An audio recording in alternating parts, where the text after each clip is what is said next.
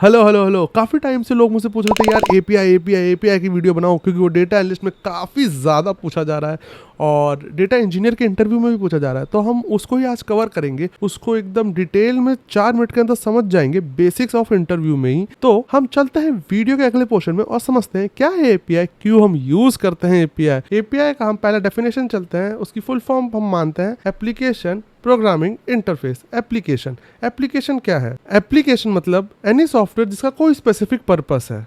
अब हम बात करते हैं इंटरफेस क्या है? इंटरफेस नाम से ही पता चल रहा है, कॉन्ट्रैक्ट करेगा दो सॉफ्टवेयर्स के बीच इंटरैक्ट करने के लिए। एपीआई को फुल में समझते हैं और इससे हमें पता क्या डेफिनेशन आई।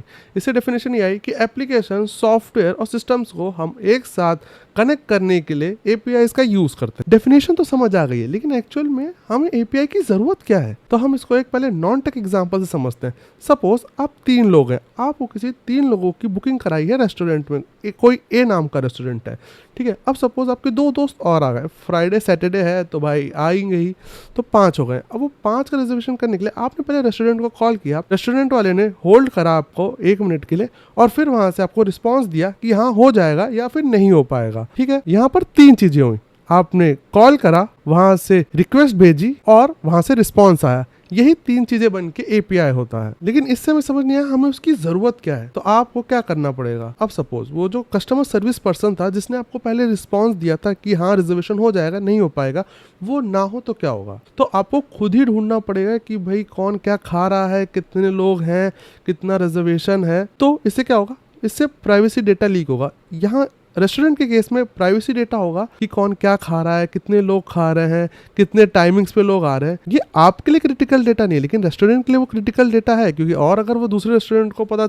भेज देगा तो दूसरे रेस्टोरेंट को पता चल जाएगा कि इसके यहाँ कस्टमर कितने आ रहे हैं, क्या खा रहे हैं, वो रेप्लिकेट कर सकते हैं वो मॉडल को। समझ रहे हो? तो आपको समझ आ गया होगा एपीआई का यूज क्या है। एपीआई हमारा एक तो सिक्योर करेगा डेटा, उतना ही डेटा देगा जितना हमें रिक्वायर्ड है, सारा डेटा नहीं देगा। जितना ही हम रिक्वेस्ट करेंगे उसका ही रिस्पॉन्स मिलेगा, अननेसेसरी डेटा नहीं मिलेगा, प्राइवेसी डेटा लीक नहीं होगा। तो इसलिए हम एपीआई यूज करते हैं। अब एपीआई यूज करने में जो अभी आपको मैंने पहले रेस्टोरेंट में किया, तो आपने रिक्वेस्ट करी, वो है आप। एपीआई क्या हुआ? एपीआई हुआ जो कस्टमर केयर है जिसने वहां रेस्टोरेंट में चेक किया और आपको रिस्पॉन्स दिया कि वहां आपकी डाइनिंग बुक हो पाएगी कि नहीं हो पाएगी। तो चलो अब हम समझते हैं थोड़ा टेक्निकल टर्म में। हम एक एग्जांपल लेंगे जो सबको पता होगा, एप्पल का वेदर ऐप। अब एप्पल के वेदर ऐप में आपको क्या लगता है, हर एक स्टेशन, सारे सैटेलाइट उनने खुद लगाए होंगे वेदर डिटेक्शन के लिए, वेदर फोरकास्टिंग के लिए? नहीं, ऐसा नहीं होता, क्योंकि उसमें ही खर्चा एप्पल का इतना हो जाएगा कि जितना फोन बनाने में नहीं हो पाएगा। तो इसके लिए वो क्या करेंगे, जो थर्ड पार्टी सोर्स है जो ऑलरेडी ये काम कर रही है, जैसे weather.com, तो वो क्या करेगी? एप्पल क्या करेगा? एप्पल करेगा weather.com से कनेक्ट करेगा एपीआई के थ्रू और फिर उसका डेटा लेके अपने में दिखाएगा अपने सॉफ्टवेयर के थ्रू। तो क्या हुआ, इससे आपको डेटा भी दिखेगा, उनका कॉस्ट भी कम होगा और मल्टीपल सोर्सेज सब अपना स्पेसिफिक काम कर रहे हैं। इसलिए एपीआई का ये टेक्निकल यूज है। अब चलो हम और डीप में समझते हैं एपीआई काम कैसे करता है। तो इसमें हम बहुत कॉमन एग्जांपल का एक एपीआई लेते हैं जो वेब एपीआई, जो काफी कॉमनली यूज्ड है। तो इसमें क्या होता है कि क्लाइंट अपना रिक्वेस्ट भेजता है वेब एपीआई को गेट के थ्रू और उसको रिस्पांस मिलता है।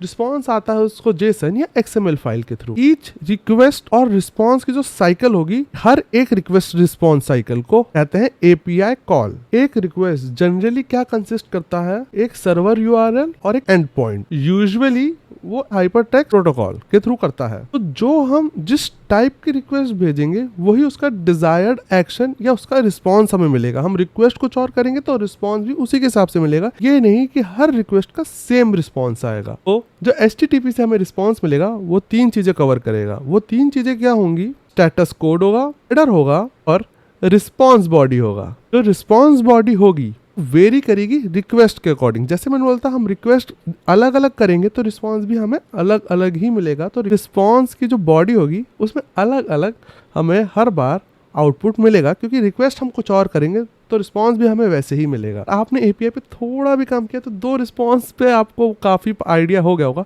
कि 404 जो कि एक एरर कोड है रिक्वेस्ट की ओर से, रिस्पांस में 200 अगर आया मतलब 200 ओके है, आपको रिस्पांस मिल चुका है। इतना ही आपको बेसिक्स में ओवरव्यू एक देना था एपीआई का। अगर अच्छा लगा तो hit the like icon, subscribe और शेयर करते रहो। और भी डिटेल्ड वीडियो आएंगी अगर कुछ और जानना हो।